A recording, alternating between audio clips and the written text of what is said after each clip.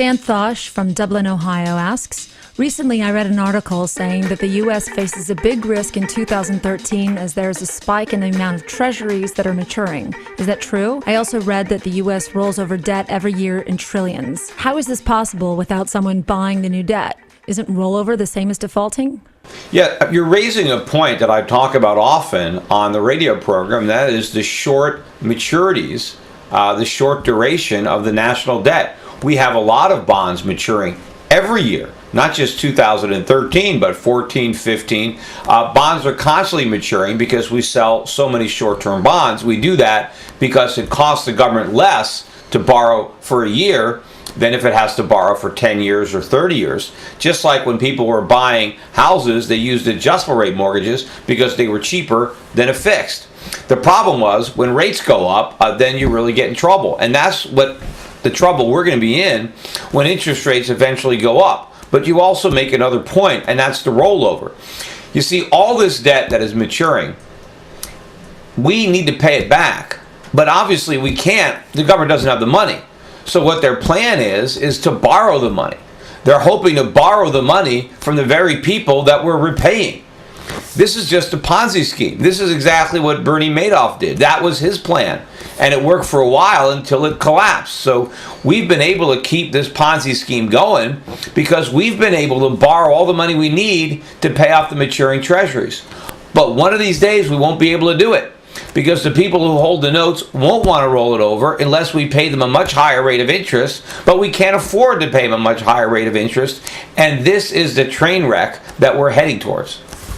Dylan from Winnipeg, California asks, can you explain the difference with respect to the rate of inflation between the following two scenarios? 1, all of a government's debt is bought by its own central bank. And 2, all of a government's debt is bought by foreign central banks or private investors. Isn't who buys the debt less important than the amount of deficit spending? Well, if all the debt is bought by the U.S. central bank, then that means the maximum number of dollars will be printed, and so the dollar will lose a tremendous amount of value, and the inflation will be most strongly felt here in America because we have to absorb all the impact.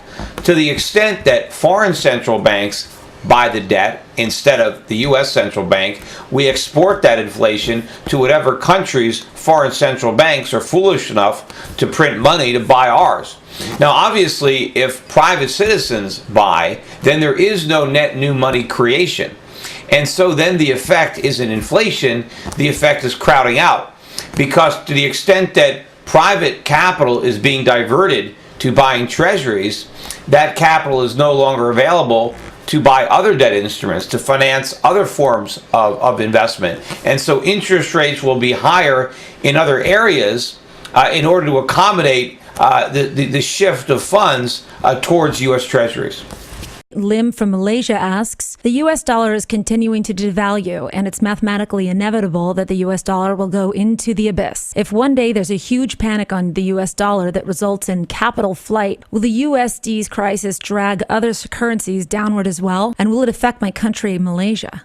Well, there is the possibility that other nations tether their ship to the equivalent of the Titanic here in the U.S. and go down with us. We drag them down. That is happening right now as foreign central banks are buying up dollars, trying to keep their currencies from rising. They are, accepting a lot of the inflation that America would otherwise have to deal with domestically. We're exporting it to cooperative foreign central banks. But I do believe that there is a limit to how much good money foreign central banks are going to throw after bad. I think eventually it'll be inevitable that they have to cut the ties or we will drag them down. And so I do think that foreign central banks will stop the madness before they succeed in destroying their own currencies as well as the dollar. But I believe from now until that point, more foreign central banks will continue to follow in our bad example, and so inflation is not just an American phenomenon but a worldwide phenomenon. I think fiat currencies will be losing value relative to gold or other commodities for some time to come. But ultimately, I think that the biggest problem is going to be for the U.S. dollar and here for America, and I think other countries will ultimately save themselves before it's too late, which is one of the reasons that I'm so much more optimistic on other parts of the world. Because I think when they do get this and do change their monetary policy, that there's massive benefits to be had for the countries that adopt these changes, and I think there are opportunities to invest there. Mohammed in Beirut, Lebanon asks, I have a question regarding the worldwide real estate bubble. In countries where the bubble has not burst yet, and with tight lending standards, no subprime, high population density, few areas left to build, and urban areas accompanied by high population growth rates, how do you expect the bubble to burst as interest rates rise? Or will real estate prices only go down in terms of gold and silver and not in US dollar? I reject the premise that there is a worldwide real estate bubble. Certainly, there may be bubbles in some countries. Certainly, there are countries where I believe that real estate prices are too high. Prices can be too high, an asset class could be overpriced or overvalued without it being in a bubble. A bubble is a very unique situation, and I don't think that the bubble dynamic is at play globally, certainly. And I don't think even in most of the markets where real estate is expensive and likely to fall, I don't think that even in those countries the situation is characteristic of a bubble. Now the question is, how will falling real estate prices affect the economy, affect the market? I mean, asset prices rise and fall. Stocks come down, they go up. Bonds go up, they go down. I think that the global economy will be fine. Countries will be fine if real estate prices come down. Remember that there's two sides to every transaction. There's a seller and a buyer. And if real estate prices come down, that's good for the buyers. And if people spend less money buying houses, they have more money for other things. They have more money to invest productively in other areas of the economy. So housing becoming less expensive and more affordable is not necessarily a bad thing. It all depends on your perspective. Yes, if you're trying to sell a house, maybe you'd be better off if the price is high.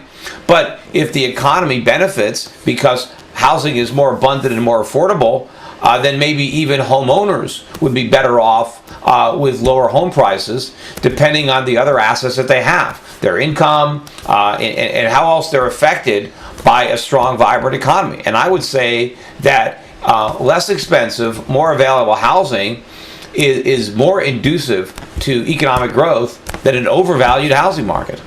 Daniel in Chicago, Illinois asks, purchasing gold inventory from the Perth Mint sounds like a good idea, but I'd prefer storing the metal locally so I can actually pick it up or have it delivered as opposed to holding a paper certificate for unallocated gold. Do you recommend any storage facilities in the U.S.? Also, should I be concerned about my gold stocks if my broker-dealer goes bankrupt?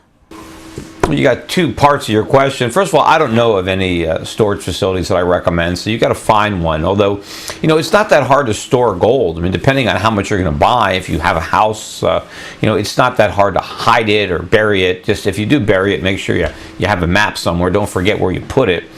But chances are, if you store it yourself, you're not going to lose it.